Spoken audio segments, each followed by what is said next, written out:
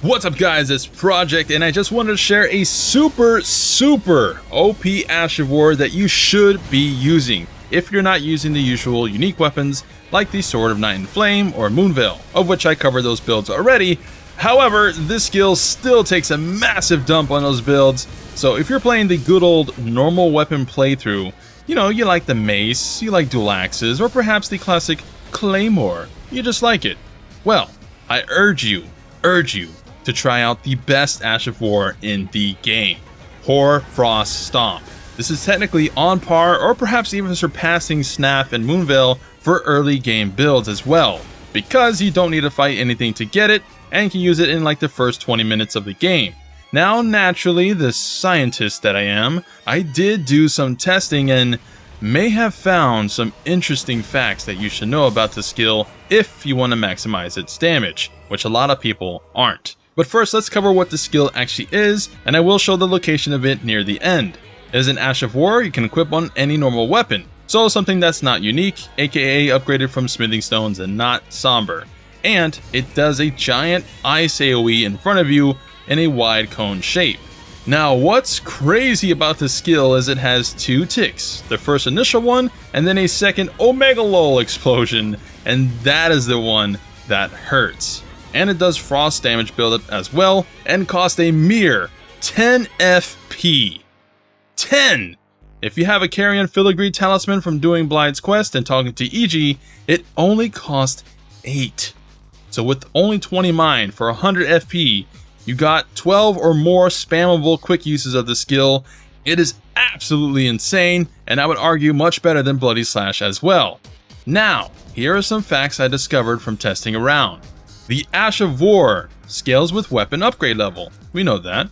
However, it does not scale from attack increases, because the Stomp is a magical attack.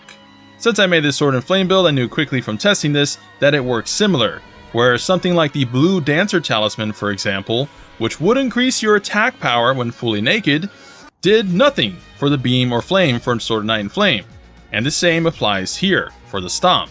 So the Stomp ignores your attack and is simply based off your weapon upgrade level. So from that test came the next. Does the base damage of the weapon affect the damage? Would a simple dagger at +0 compete with something much bigger that has much higher base stat, like say the Claymore at +0 as well? Well, turns out no it doesn't. Both weapons deal 526 on the big tick, and even the Hoarfrost hatchet that speedrunners use does the exact same 526. So by that deduction, we can conclude that if you want to maximize Hoarfrost for your build, use a smaller weapon so you have less weight load on you. Well, unless you like the moveset of the weapon, otherwise that's fine too. Obviously Hoarfrost is mainly for groups or bosses, but using a dagger for a lone enemy seems a bit trash, so yeah, pick whatever weapon you want. But next is the biggest discovery. Hoarfrost scales with int and magic scaling. So you have a quality build with 40 strength and 40 dex and pick quality scaling, thinking you might be increasing your damage and just use this OP skill. Well, you actually aren't, of the Stomp anyways. All you're doing is increasing the weapon's normal attack damage, but not this Ash of War. This was perhaps the weirdest discovery as I tested the dagger with normal scaling, no magic scaling, no int scaling, yet when I equipped the Stargazer Heirloom, which gives 5 int, my damage went up from 526 to 527. Why? I don't know, I assume it does the same for Night and Flame, but the Gargle Blaster is harder to test since the hits are inconsistent. But yeah, Int Chads win yet again, dude. They have everything. But as I said, magic scaling seems to be the way to go. With this test here, again, a base +0, you get 533 with magic scaling versus the normal other scalings, which in order to get magic scaling for this Ash of War, you need to have the magic Wet Blade from Raya Lucaria, which I found around here on the map before beating Renala, I think. You get that and you should be able to add magic and cold infusions for your Ashes of War.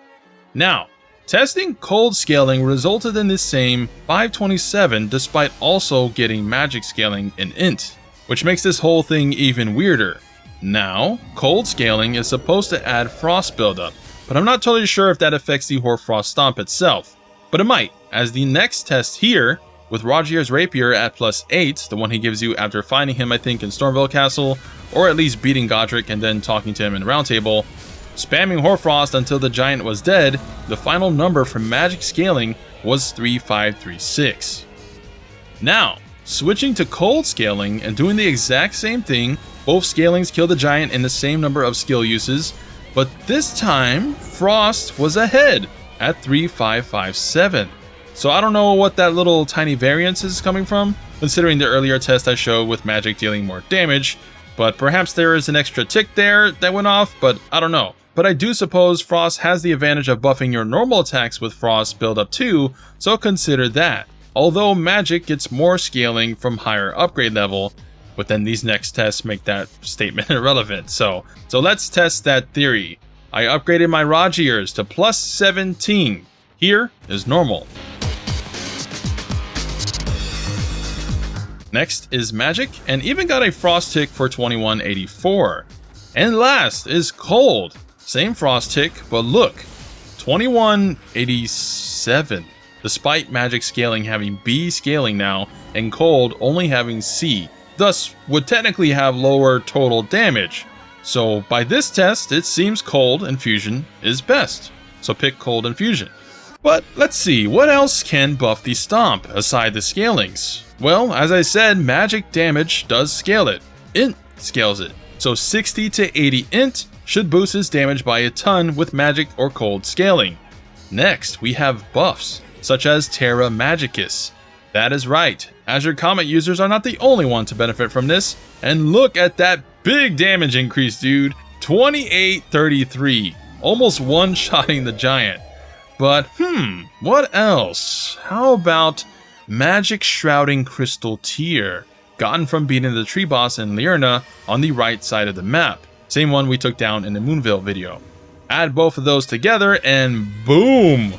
One-shot the giant for an icy cold number of 3,332. Now, people say Royal Knight's Resolve may also buff the attack even more. If you equip that Ash of War on your left-hand weapon, then two-hand it to cast it, and then go back to dual wielding and just spam Hoarfrost on over, that should increase your damage of Hoarfrost, and the buff lasts for 10 seconds as long as you don't hit with a melee hit on your right-hand weapon. But I haven't reached that far to test it, so I can't really confirm.